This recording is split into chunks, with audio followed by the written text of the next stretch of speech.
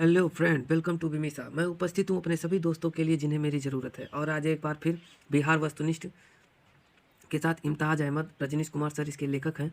और अपने पढ़ाई के क्रम में हम आज मौर्योत्तर बिहार में हमारा पहला प्रश्न हो जाएगा। मौर्य साम्राज्य के उपरांत मगध पर किस वंश का शासन स्थापित हुआ? तो मौर्य साम्राज्य के उपरांत मगध पर शुंग वंश का शासन स्थापित हुआ था। शुंग वंश का शासनकाल 185 ईसा पूर्व से 75 ईसा पूर्व तक रहा। दूसरा प्रश्न, शुंग वंश का संस्थापक कौन था? शुंग वंश का संस्थापक पुष्यमित्र शुंग था। पुष्यमित्र शुंग, इसने मगध के अंतिम शासक हुए थे बृहद्रथ। मगध के नहीं, मौर्य मौर्य साम्राज्य के अंतिम शासक बृहद्रथ। बृहद्रथ की पुष्यमित्र शुंग ने 185 ईसा पूर्व में हत्या कर अपना शासन, एक ब्राह्मण वंशीय शासन शुंग वंश स्थापित किया। किस शुंग शासक ने पाटलिपुत्र में स्थित कुक्कुट राम विहार को 3 बार नष्ट करने का प्रयत्न किया? तो पुष्यमित्र शुंग। बिहार के पाटलिपुत्र में स्थित कुक्कुट राम विहार को पुष्यमित्र शुंग ने 3 बार नष्ट करवाने का प्रयास किया। इसमें लिखा हुआ है, पुष्यमित्र शुंग ने ब्राह्मण धर्म का पुनरुद्धार और बौद्धों के साथ उत्पीड़क और आक्रामक व्यवहार किया। 4 नंबर प्रश्न, पाटलिपुत्र पर यवन डेमेट्रियस का आक्रमण किस वंश के शासन के समय हुआ? तो उस समय शासन हुआ करता था शुंग वंश का। शुंग वंश के शासन के समय पाटलिपुत्र पर यवन डेमेट्रियस का आक्रमण हुआ। पाटलिपुत्र पर डेमेट्रियस का आक्रमण हुआ था 185 ईसा पूर्व, जब पुष्यमित्र शुंग शासक बना। मगध में प्रथम ब्राह्मण राज्य स्थापित किया था पुष्यमित्र शुंग ने शुंग वंश स्थापित किया था।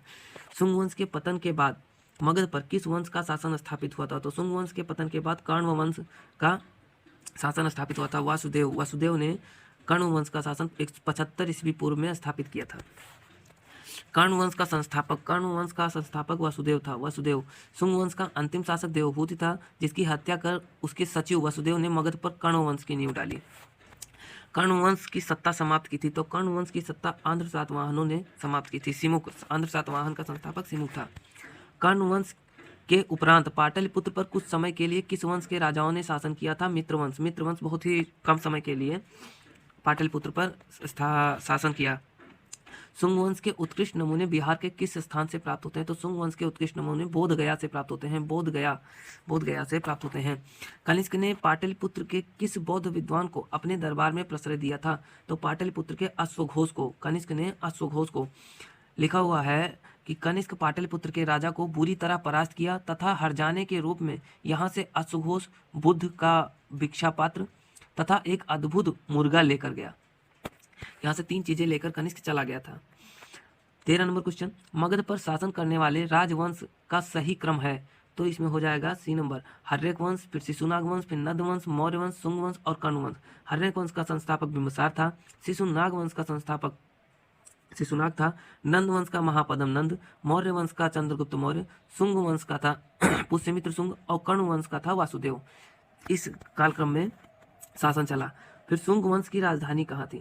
तो शुंग वंश की राजधानी पाटलिपुत्र थी। शुंग वंश की राजधानी पाटलिपुत्र की स्थापना मगध के एक शासक ने, उदयन ने पाटलिपुत्र की स्थापना की थी। उसके पहले राजगृह ग्रीवर्ज राजधानी हुआ करती थी। कर्ण वंश की राजधानी पाटलिपुत्र थी। कलिंग शासक खारवेल ने मगध पर आक्रमण किया था। तो कलिंग शासक खारवेल ने मगध पर आक्रमण किया था पहली शताब्दी ईसा पूर्व में। जबकि अशोक ने जब कलिंग का युद्ध लड़ा तो उस समय कलिंग का शासक हुआ करता था नंदराज कलिंग का शासक हुआ करता था 261 ईसा पूर्व में। और मगध पर आक्रमण किया था पहली शताब्दी ईसा पूर्व में खारवेल ने हाथी गुम्फा अभिलेख लिखवाया है, जिसमें ये लिखा हुआ है कि अशोक अपने शासन के 8वें वर्ष में कलिंग का युद्ध लड़ा था और इस समय वर्तमान में उड़ीसा राज्य में हाथी गुम्फा अभिलेख स्थित है। चलिए चलते हैं नेक्स्ट क्वेश्चन पे।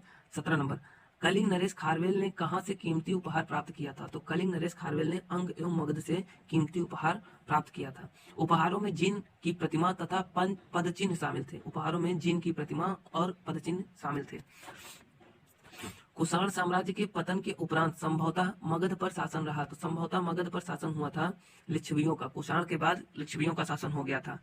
लिखा हुआ है, कुछ इतिहासकार के अनुसार मगध पर शक मुरुंडो का नियंत्रण हो गया था और कुछ इतिहासकार लिच्छवियों को मानते हैं।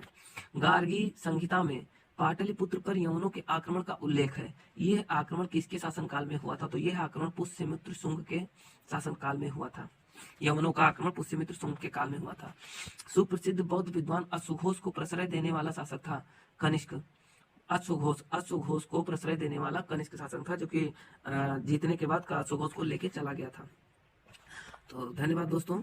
अगर पसंद आए तो लाइक करिए, शेयर करिए और कमेंट करिए, सब्सक्राइब कर दीजिएगा।